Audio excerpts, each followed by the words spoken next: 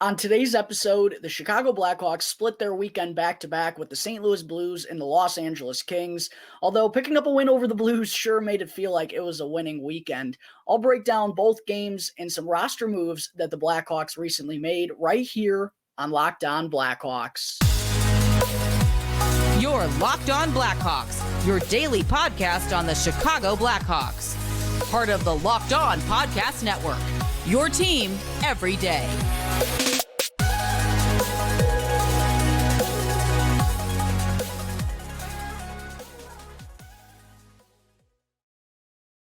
Welcome to the Locked On Blackhawks podcast. Today is Monday, January 23rd. I'm your host, Jack Bushman. You can find me out on Twitter at Jack Bushman2, or you could also go and check out my Strictly Blackhawks account at Talkin' Hockey for all the latest Blackhawks news and updates. And real quick, if you're listening to the audio version of today's episode and you like what you're hearing, then please make sure to go and show some support first by following the podcast. You can also go and leave me a review if you want to as well, which I always greatly appreciate. And the best part about it all is that it's 100% for free wherever you may be listening to your podcast. For those of you who may not be aware, your boy over here is also going to be giving away 2 free tickets to a Blackhawks game sometime in the second half of the regular season. All you have to do in order to qualify, first, you have to go and leave me a review on either Apple Podcasts or on Spotify. Bonus points to those out there that leave me a 5-star review. And you also are going to want to be sure to drop the name of your YouTube channel in that review, because the second thing you need to do in order to qualify is you have to subscribe to Locked On Blackhawks on YouTube. If I go and I see your review, I choose you to be the winner, but you're not subscribed to the channel, I'm going to have to choose someone else. You have to do both in order to qualify for the 2 free tickets. Also, every video or every episode of Locked On Blackhawks, is going to have a video uploaded to YouTube as well. So it only makes sense to go and subscribe to the YouTube channel. It's also 100% for free. It only takes 2 seconds, and it really does help me out tremendously. So make sure to go do that. Also, make sure to go and smash the like button down below on today's video. And last, go and ring the bell, turn on those push notifications, and that way you can get notified when the episode gets uploaded to YouTube each and every day. All right, enough of that. Good afternoon, everyone. Thank you all again for joining me on another episode of Locked On Blackhawks, your one-stop shop for all things Chicago Blackhawks. And thank you all for making the show your very first listen here to start off your week. A very hectic weekend for the Chicago Blackhawks. Over the weekend, they had themselves a back-to-back after a comeback 4-1 win over the Philadelphia Flyers on Thursday night. The Blackhawks traveled out to St. Louis for the front end for the third meeting of the season between these two teams. And the first two had not gone particularly well for Chicago, which has been a common theme in this so-called rivalry over the past few years. The Blues won the opening meeting 5-2 in Chicago, then also won 3-1 back in St. Louis in late December. And coming into this matchup, folks, the Blues were 9-0-2 in the previous 11 games against the Chicago Blackhawks. That was their longest point streak against the Hawks in franchise history. And the last time the Blackhawks beat the Blues in regulation, get ready for this, was way back on March 29th, 2018. That is not a typo, folks. It had been nearly 5 years since the Blackhawks beat the Blues in regulation. But the good news here is that we can put all of this to bed, because the Blackhawks, I think, shocked the St. Louis Blues with what went down en route to their 5-3 win on Saturday night at the Enterprise Center. Before I get into the game, though, I did first want to mention that Jackson Stauber was the one getting the start in net for his NHL debut. What an environment to do it in, going into enemy territory, a hostile environment in St. Louis. You knew they were going to be chirping him all night long. But the reason Stauber was making his debut, of course, is because Alex Stalock, unfortunately, has been placed back in concussion protocol, which I'll have a little bit more of an update on later in the episode. But Stauber has been serving mostly as the backup for Peter Mrazek in the past couple of games, but his time finally came on Saturday night, and to the 23-year-old kid's credit, he didn't flinch one bit. But the story of this game, other than Stauber's performance in his NHL debut, was puck luck finally being back on the side of the Chicago Blackhawks. It had not been going in their favor for the majority of their season, but it sure was in the first period here to kick off Saturday's game, because in the opening 20 minutes, the Hawks got outshot 11-3 by the Blues, but they were the ones that found themselves ahead 2-0 on the scoreboard, thanks to some great work by the Grinders, the brothers down on the third line, Jason Dickinson and Sam Lafferty. It seems like they always do their best work in bunches together. This game kind of reminded me of way back early on in the year when those two guys took over against the San Jose Sharks to lead the Blackhawks to victory. It kind of felt like a little bit of a blast from the past to that game, because Dickinson and Lafferty were providing for the Blackhawks early on when no one else was really doing a whole lot. Lafferty set up Dickinson on a 2-on-1 to kick off the scoring. That, by the way, snapped a 30-game goal drought for Jason Dickinson. My, oh my. It had to feel good for him to get off the schneid. And then he returned the favor later on in the period to help the Blackhawks double their lead. He set up Sam Lafferty for a shorthanded breakaway. Lafferty's third shorthanded goal of the season doubled the Blackhawks lead and had them ahead 2-0 after 20 minutes, despite getting largely outplayed by the St. Louis Blues. Then in the second, though, we did finally get to see a little bit more of some back and forth action. The Blues finally got a couple past Jackson Stauber, but Reese Johnson and Andreas Athanasiou provided 2 goals for the Blackhawks. Dickinson also picked up his third point of the game on the goal from Athanasiou.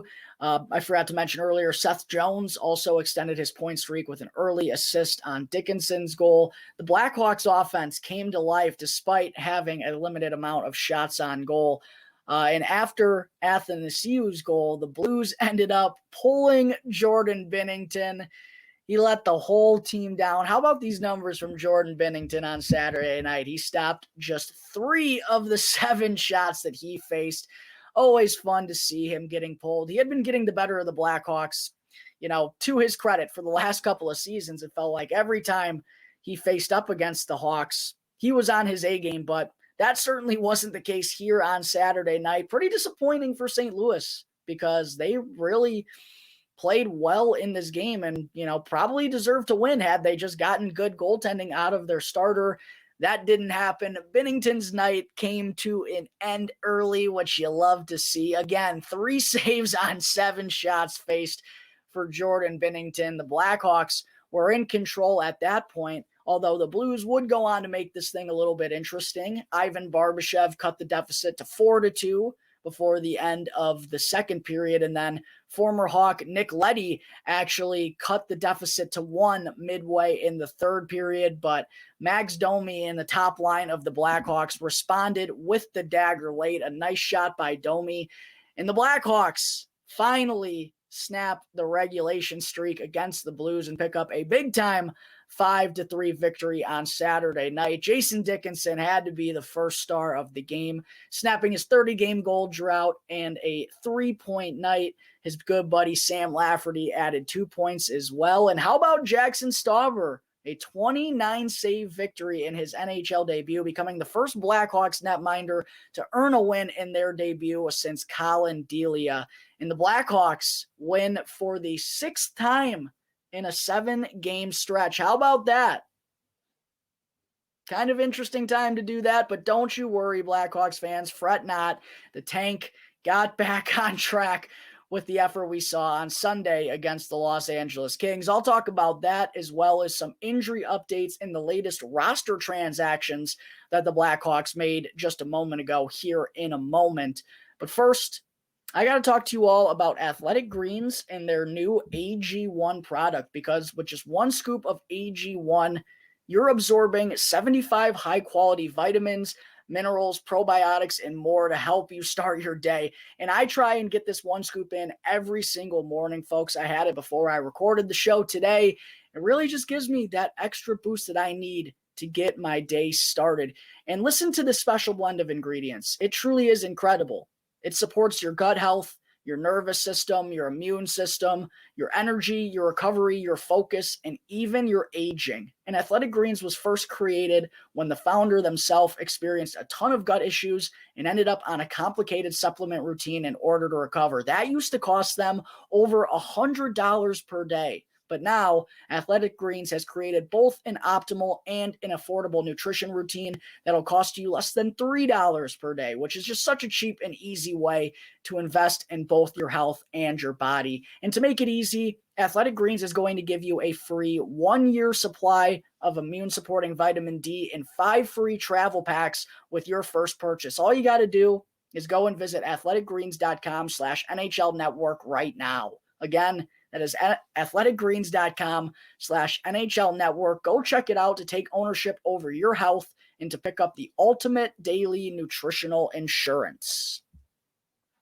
All right, back here on the Locked On Blackhawks podcast. Real quick, just wanted to say thanks again to everyone out there for making the show your first listen here to start off your day. Now for your second listen, make sure you go and check out Locked On NHL Prospects, which is a very relevant podcast right now for us Blackhawks fans because it will be covering the next generation of hockey superstars leading up to the 2023 NHL draft. Plus, you also get NHL draft rankings and top prospect comparisons for every single team. So make sure to go and check out Locked On NHL Prospects, available on this app, YouTube, or wherever you get your podcasts. All right, segment 2. After the Blackhawks picked up that impressive, I don't know if that was the word I was originally going to use. I don't know if I would deem it as much. It was impressive by Jackson Stauber. Don't get me wrong. It was impressive that the Blackhawks hung on late despite the Blues continuing to charge. They did get a little bit lucky, no doubt about it. I mean, 18 shots on goal to find the back of the net 5 times. Pretty fortunate either way. After their 5-3 win against the St. Louis Blues on Saturday, the Blackhawks flew back home for a matchup with the Los Angeles Kings at the United Center less than 24 hours later. Only 2 lineup changes. Obviously, you're not going to start the 23-year-old Stauber on the back-to-back for both ends. So Peter Mrazek was back in net as expected, and then Isaac Phillips drew back into the lineup. Ian Mitchell drew back into the lineup in place of Isaac Phillips. Have a little bit more of an update on Phillips coming up here in just a moment. But after how exciting the game was on Saturday night against the Blues, folks, the game on Sunday against the Kings was equally as boring. I mean, the Blackhawks had nothing going on. This game was trying to put me asleep. Fortunately, there was a really good football game going on between the 49ers and the Cowboys. I almost blanked for a second. That kind of helped me stay awake because if that wasn't on TV and I was just watching this Blackhawks-Kings game, I would have been fast asleep. The Blackhawks had nothing going on all night long. Funny enough, they actually wound up with 1 more shot on goal in this game than they did on Saturday in St. Louis. They had 18 against the Blues, 19 against the Kings, to total 37 in 2 games over the weekend. I mean, pretty pitiful and pretty fortunate to come away with a win in one of those 2 games when you look at those numbers from afar. But yeah, the offense really was sputtering all night long against the Kings. And that's pretty unfortunate considering, first, how well Peter Mrazek was playing in net. He's continued to just be really steady over the past couple of weeks, and he ended up stopping 25 of the 27 shots that he faced. And also, I thought the Blackhawks defense, they weren't perfect, and there were certainly times throughout the night where the Kings were just absolutely dominating them and were rattling off, there were stretches where they were in complete control. But still, all in all, to only give up 27 shots on goal, the Blackhawks also didn't take a single penalty all night long. They didn't give up a ton of high-danger scoring chances, and they also held the Kings to an expected goals for of just 2.52. Altogether, that's a pretty solid night for this Blackhawks defense. So to completely waste, to have that lackluster of an offensive performance with this type of showing on the defensive side of things, yeah, kind of unfortunate that they couldn't do more and build off their victory that they had against the Blues on Saturday.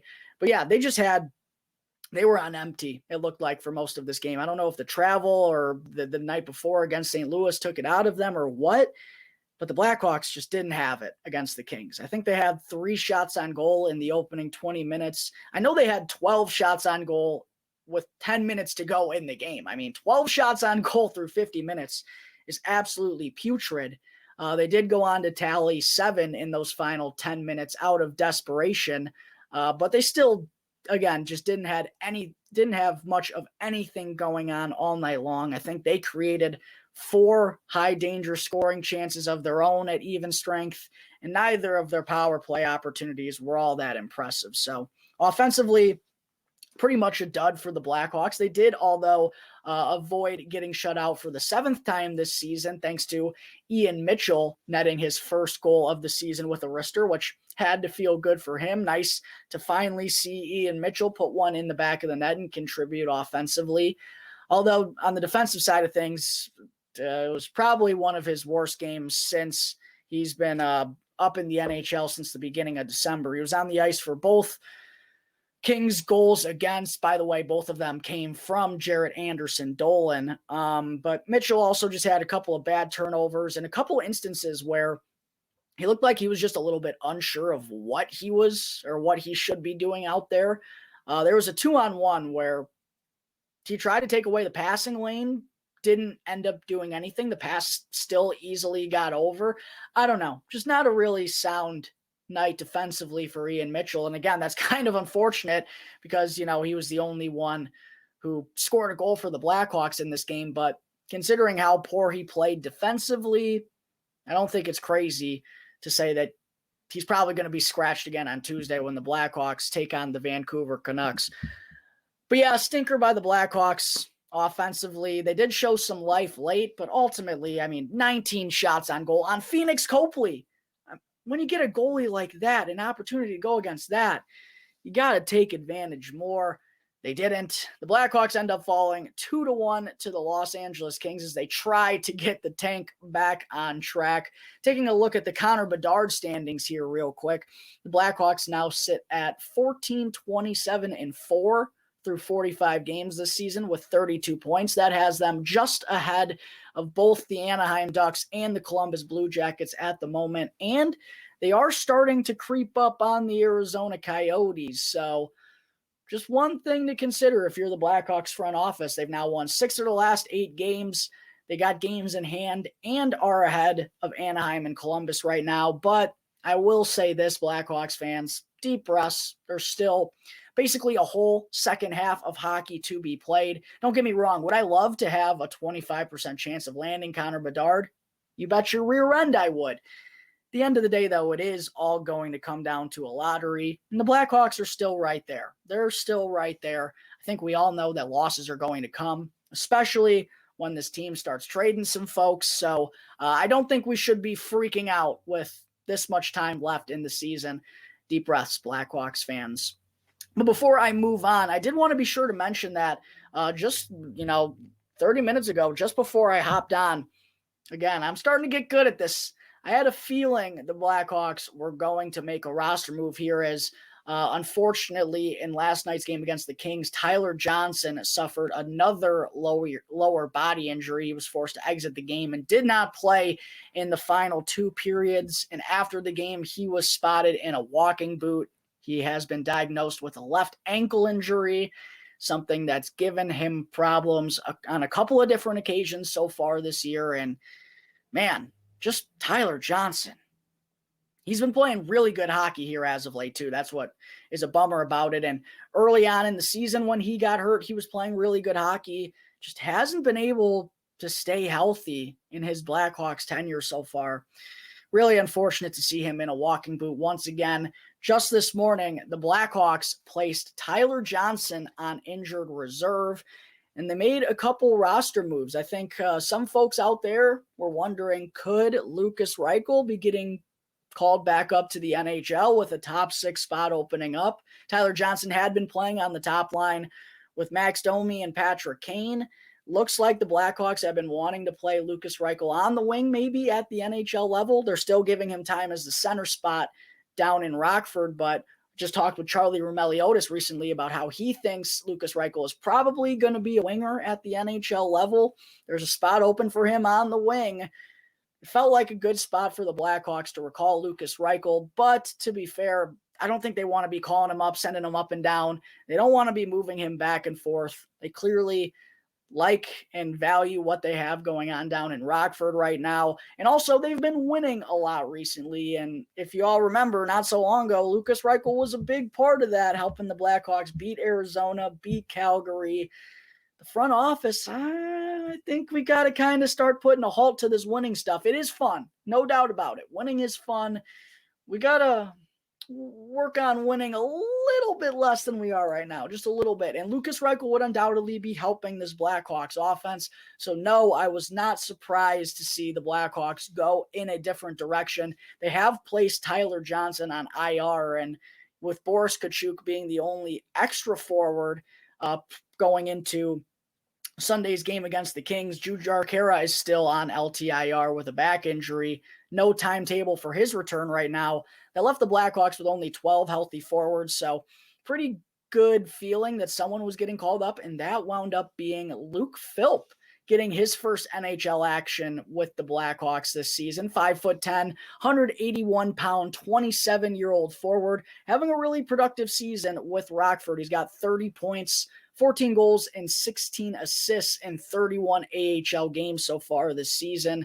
Has been kind of a career AHL guy who's, just one of those tweeners, a guy who's put up really good numbers in the A, but whenever he'd been called up to the NHL, just never really worked for him. Very Dylan Sikura-esque career for Luke Philp so far, but he's the one the Blackhawks have ultimately decided to recall from Rockford, with Tyler Johnson getting placed on injured reserve. No timeline as to Johnson's injury just yet, but I'm sure we'll have a little bit more of a clear-cut update from Coach Luke Richardson before the Blackhawks take on the Vancouver Canucks tomorrow night. Also, another roster move that the Blackhawks made, Isaac Phillips has been returned to the Rockford Ice Hogs. Very interesting, because Phillips sure looked like he could be an NHL defenseman. In fact, I talked about it right here on the show.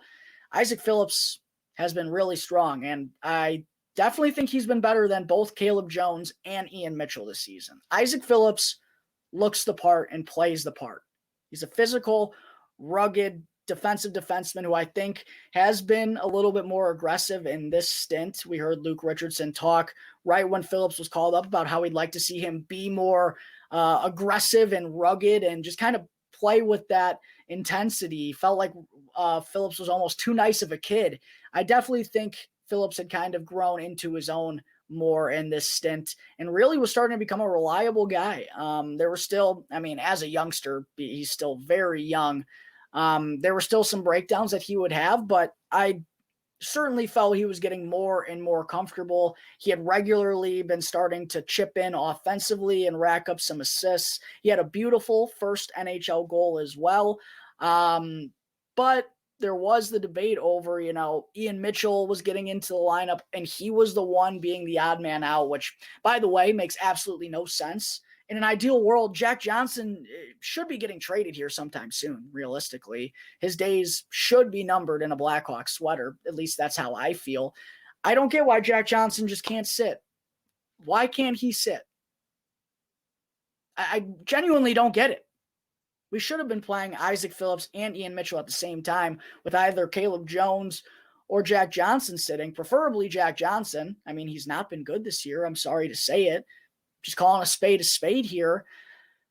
But that wasn't the route that Luke Richardson was going, and one of Ian Mitchell or Isaac Phillips was regularly being held out of the lineup when I don't think either guy should have been in that spot. But if it was going to be Phillips, being the one who kind of feels like is more likely at this point to be part of the defensive group in the future over Ian Mitchell, it does make more sense to have Phillips at least playing regularly instead of being healthy scratched. Have him play night in and night out with Rockford. If you're not going to be playing him every game up here with the Blackhawks, it never made a whole lot of sense.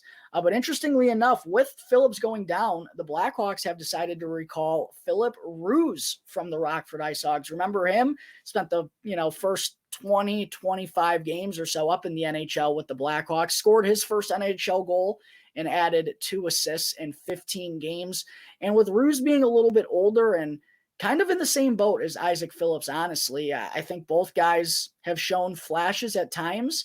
Roos obviously is in a different situation because this is his first year in the Blackhawks organization, but with both guys being a little bit older and, the Blackhawks have a lot of defensemen that they're supposedly high on that they've drafted in the past couple of years that are going to be coming through the system.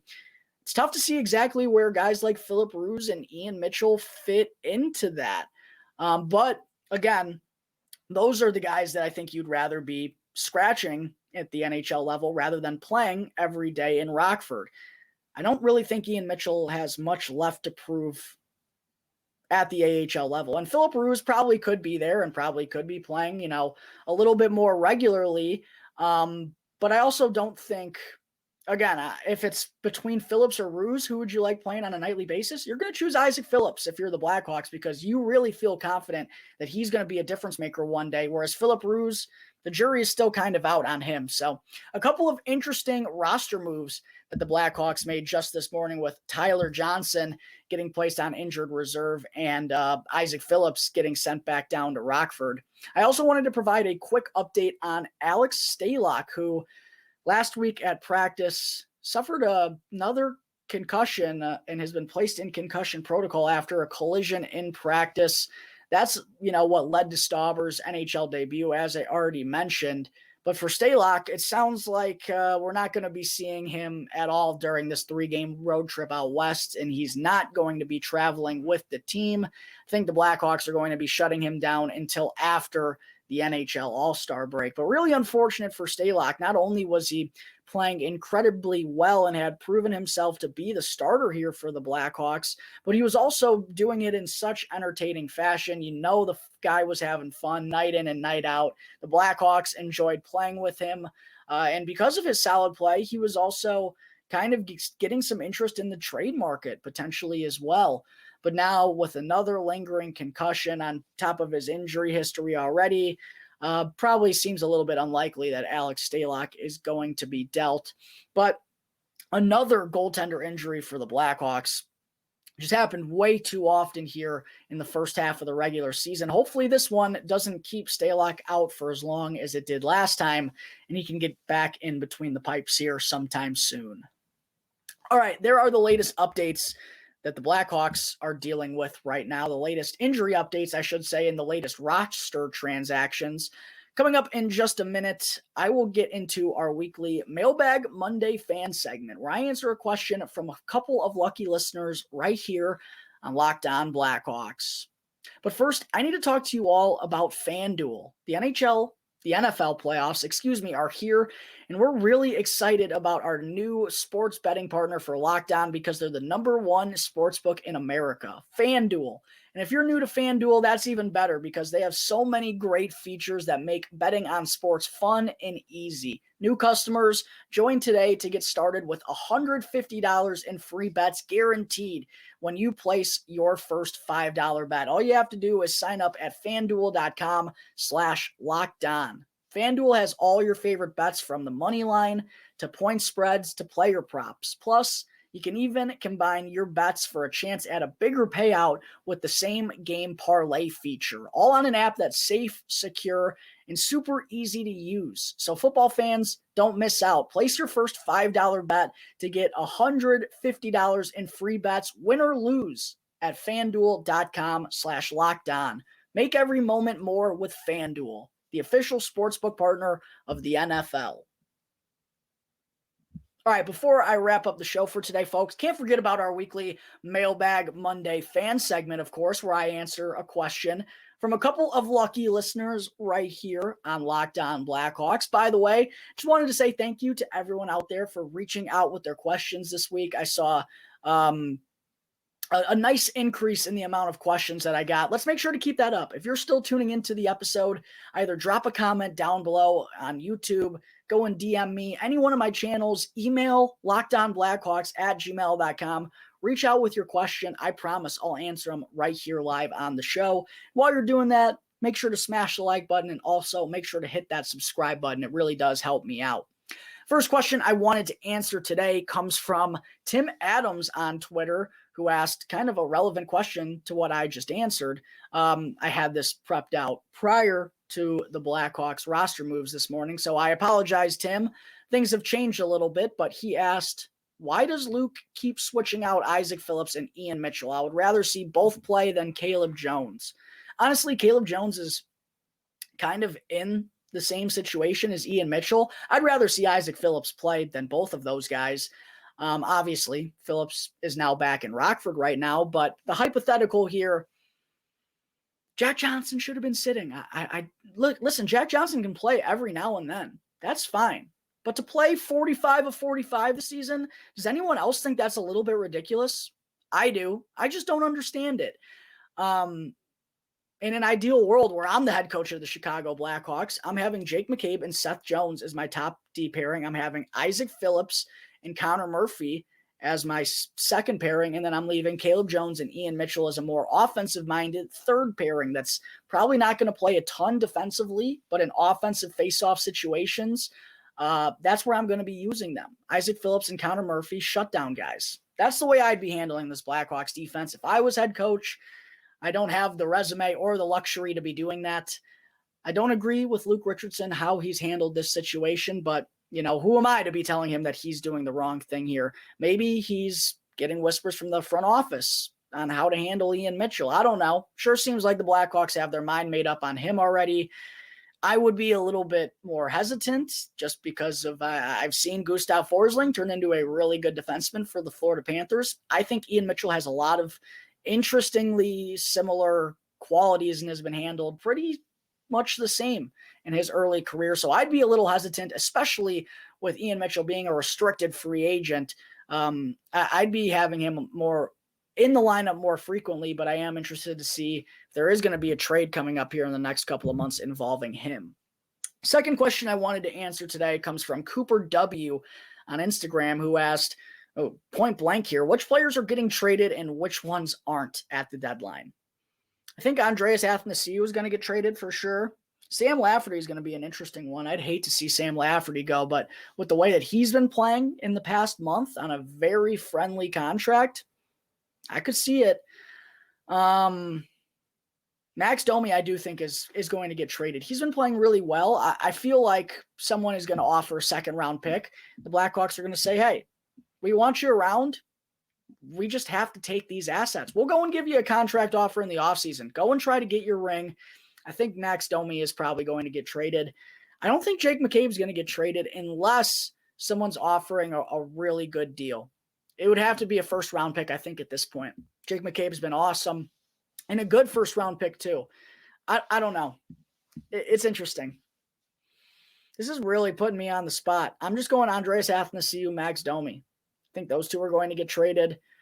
Sam Lafferty, could he get traded? I don't think anyone's going to trade for Jujhar Khaira with his injury history right now. I don't think anyone's going to trade for Alex Stalock. I hope someone takes on Jack Johnson. I mean, we'll take a bag of pucks. We'll take future considerations for Jack Johnson. We just need other guys playing. I'm sorry, Jack. I don't mean to be like that. It's just the reality of the situation. So sure, I'll go Andreas Athanasiou, Max Domi, Jack Johnson. Patrick Kane. I'll go with those four. I wanted to save the big ones until the end. I don't think Jonathan Taves is getting traded. We'll see. We'll see. That's just my guess right now. Third question I wanted to answer comes from Colin on Twitter, who asked, did you vote for Jake McCabe? I think the real question is, did you vote for Jake McCabe, Colin? I voted for Jake McCabe a lot. Probably more, no such thing as more than I should have. Jake McCabe's a deserving all-star for the Blackhawks. He's been spectacular. To be, I think he's a +4, +5 on this Blackhawks team. Yeah, he's been awesome. Vote Jake McCabe. I don't know if you can vote anymore, actually, but if you can, still go vote for Jake McCabe. I voted a ton. Fourth and final question I wanted to answer today comes from Cole Sloan on Twitter, who asked, why don't you think Seth Jones is getting traded? Kind of paraphrasing this question here. Why don't you think Seth Jones is getting traded? His contract or the money? Isn't that kind of the same thing? No one's going to pay Seth Jones that much money over that much term, the Blackhawks would have to eat a lot of that. I don't think they want to go that route at all. And Seth's good. Seth Jones is a good defenseman. I don't care who has to hear it. I'll say it. Seth Jones is a good defenseman. Are there nights where he's not on his A game and he's less than, is he subpar defensively? Yes. He's still a good defenseman, a difference maker, the best defenseman the Blackhawks have all around. Jake McCabe's the better defensive defenseman, absolutely. Seth Jones, by far, produces more and is able to do more with the puck on his stick offensively than any other defenseman. There's just no way a trade happens here. There's just no way a trade happens. No team is going to pay that. I don't think the Blackhawks want to get rid of Seth. I think they like Seth. I think he's probably going to be the future captain of this team, like it or not. It just makes a lot of sense. And if Seth keeps playing the way he has these past 2 weeks, I think he's going to win a lot of people over. He should win a lot of people over. I don't understand why so many people hate this guy, because he had a bad start to the season with Jack Johnson on his D pairing. How about Connor Murphy? That's been happening to him for the last second half. I haven't been hearing people dog Connor Murphy. I know he's not making, $9.5 million, but still, Seth Jones has been awesome with Jake McCabe at his side. Those two got to remain together. Hopefully the Blackhawks keep McCabe, and maybe that's a top D pairing that can still be valuable when the Blackhawks are trying to compete in a couple of years here. I don't know. We'll see. It's very interesting to see what's going to happen with Jake McCabe. But as far as Seth Jones, he's not getting moved anywhere. It just doesn't make sense in a lot of different ways. He's got a no movement clause. Basically impossible to move Seth Jones in that contract. All right, folks, I think that is going to wrap up Monday, January 23rd's episode of Locked On Blackhawks. Make sure, if you're not already, to go and follow the Locked On Blackhawks podcast for free right now on your favorite podcast app, and go and subscribe to Locked On Blackhawks on YouTube, and you'll be able to get the latest episode as soon as it comes out each day. Once again, thank you all for tuning into today's episode. I'm your host, Jack Bushman. You can find me out on Twitter at JackBushman2, or you could also check out my Strictly Blackhawks account at Talkin' Hockey for all the latest Blackhawks news and updates. So until tomorrow's episode, it's going to do it here on the Locked On Blackhawks podcast, part of the Locked On Podcast Network, your team every day.